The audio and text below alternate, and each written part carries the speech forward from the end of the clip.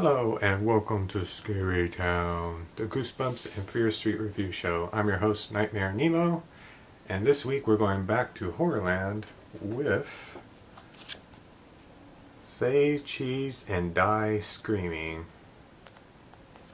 There's the back cover there, and there's no tagline for this one, but in the back we get a couple of things. So it says picture perfect nightmare, gone in a flash, scream for the camera. So I'm gonna be upfront, I didn't like this book at all. This especially compared to the original Say Cheese and Die, it doesn't live up to it as a sequel. I haven't read Say Cheese and Die again, but I think that one was pretty lackluster, but it can't be any worse than this one. We'll get into why exactly it's not a good book. Okay, so we get into our characters. The main character is Julie and her best friend Rena. And Julie has this idea because they're getting ready to take pictures for the yearbook for the school. And she has this great idea of getting all the kids and one of the classes to, because the school has this big pool, a swimming pool, and so get all of them into the pool and then take a picture on the high board, and then you have a perfect shot at getting everybody in the shot, and that way it's easier or something like that. It's a pretty good idea. So it's a pretty good idea. She goes to like the yearbook staff or whatever, like the guy in charge of it, Mr. Webb, but then her rival David's there, and they kind of get into it a little bit, and then David, throws down the gauntlet, saying like, let's have a contest. Whoever can come up with like the best pictures for the yearbook will get the chance to take the picture of the graduating class.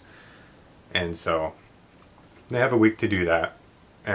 It's not really all that important of a subplot because they don't really pay much attention to that actually. It's the haunted camera stuff takes more of a precedence.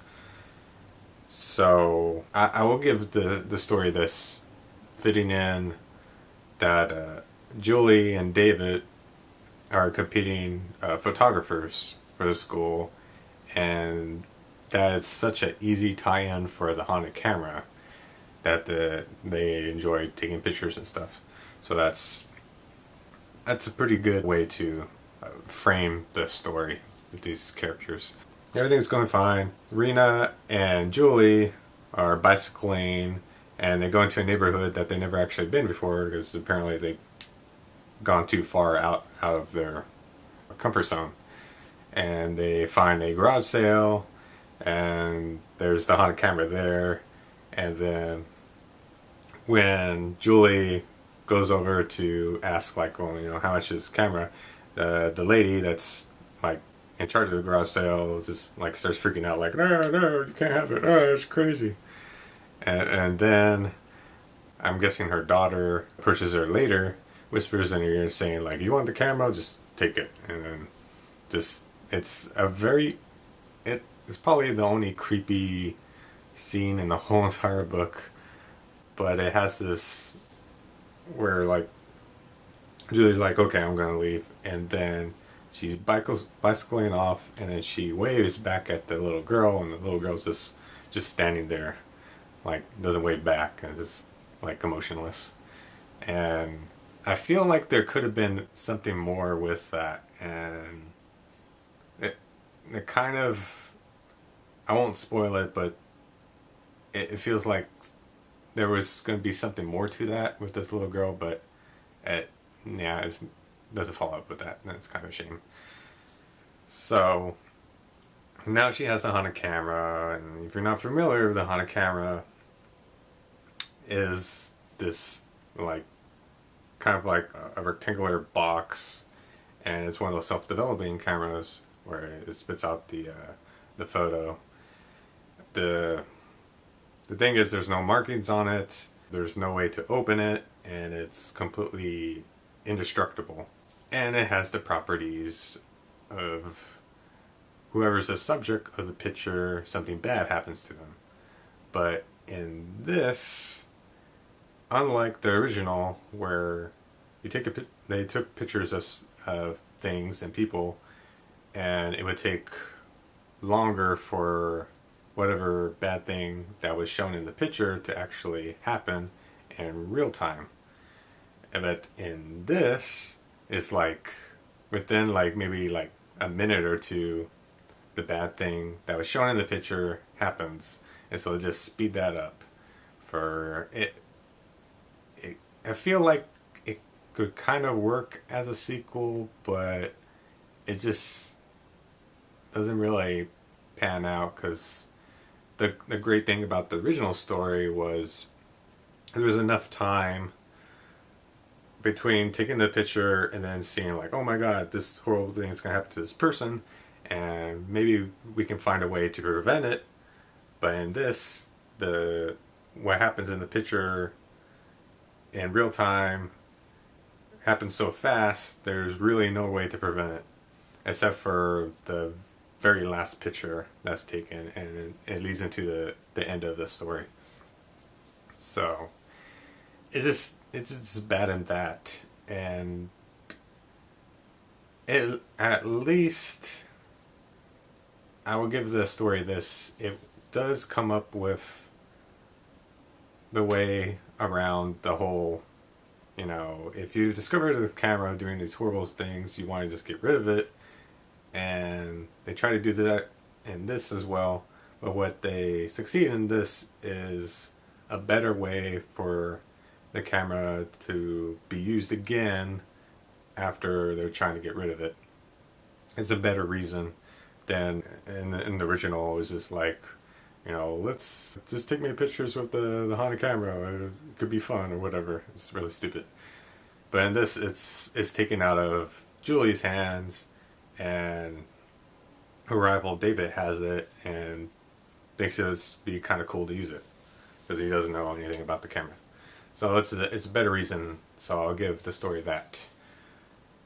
And I feel like the character of Julie is pretty bland as far as a protagonist for a Goosebumps book.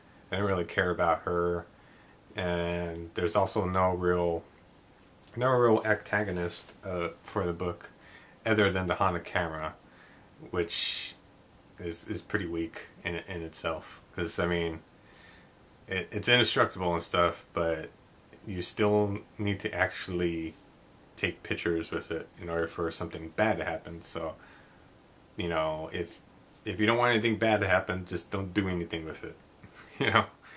So that's that.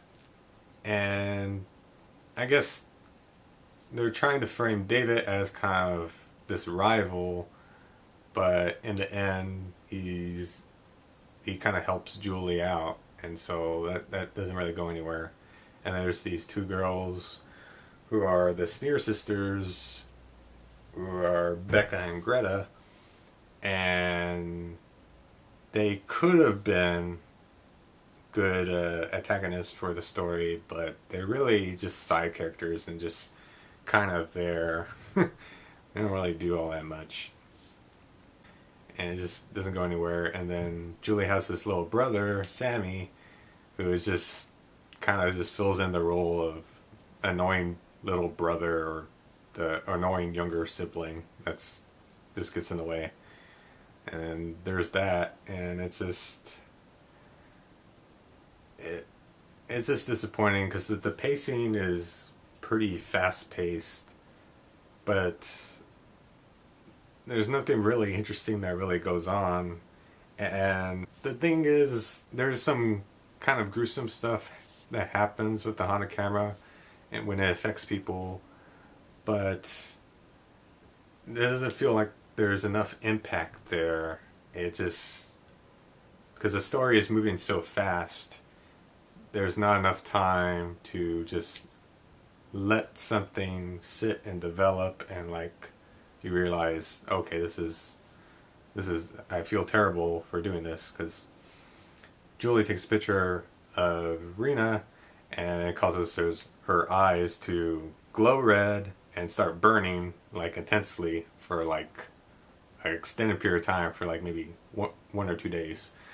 And she goes to the doctor and then they can't figure out what to do. And the only bad thing that comes out of this is like, she doesn't want to talk to Julie again. It's like, oh, I don't want to be friends with you anymore. And so it's kind of a shame, because it could have let that sit and develop, and could have been like a pretty good bit of character development for both characters. Julie being like, hey, I feel really bad about this, and I want to, help you out, and it's not really my fault, it's the camera and stuff. But it just kind of swept them in the rug, and it's like, okay, just move on to the next part of the story. Just kind of forget about that. And she kind of feels sorry about it, but it's just kind of, there's not enough time, and they just quickly move on to the next part of the story. And there's some pretty good use of some gruesome imagery. Like, at one point Julie has a bad dream about the camera, and like the camera is like pulsating and feeling like it's live, and then blood starts coming out of it and stuff. At one point, a character breaks their arm, like for real, you can see the bone popping out. And these scenes could have been good if the story itself was paced better and there were some original ideas in there. And probably the thing that really made me really dislike this book is that it disregards the original book as far as the origin of the haunted camera. And this is revealed that the haunted camera was a prop used in a 1950 horror movie called Say Cheese and Die Screaming. Like, really? It just felt like lazy to reuse the title of the book for this movie. And it just, because the original origin is that the haunted camera was created by two scientists in order to make themselves rich off of it for whatever reason. And then something goes wrong, and then the camera's cursed. It's just kind of disappointing, because the rest of the series has been pretty good. I mean, at worst, some of the books were kind of middle of the road, just kind of, they were okay. This is just, it's uninteresting, and, I don't care about anything that happens. The characters are just so bland and uninteresting. So that's what I thought. Have you guys read this book? What do you think about it? What do you think about the original Say Cheese and Die? And let me know down in the comments. And as always, I'll see you guys next time with a classic Goosebumps book. So until then,